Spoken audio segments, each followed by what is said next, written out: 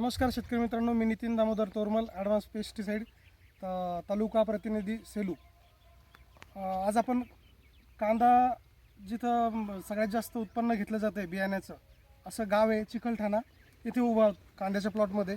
या कांद्याच्या प्लॉटमध्ये आपण काजू दिलं होतं। काजूमध्ये ऑर्थोसिलिसिक असल्यामुळं कांद्याची पात जी वातावरण बदलानुसार पडती मोडती, तर ते न होता पेशी भित्तिका जाड करण्याचं काम काजू करतं।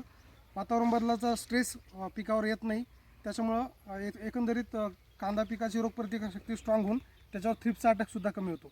आणि सोबतच आपण सिबॉन एक प्रोडक्ट आहे 100% ऑर्गॅनिक मॅन्युअर असलेलं, ते अपटेकसाठी काम करतं। त्याच्यासोबत आपण 20-50 सोडलं होतं। 20-50मुळे फुटवे पण चांगले निघले, आपण बघू शकतो।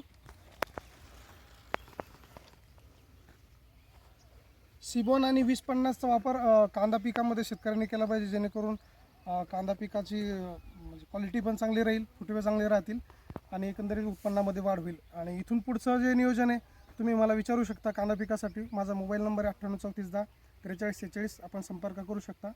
धन्यवाद।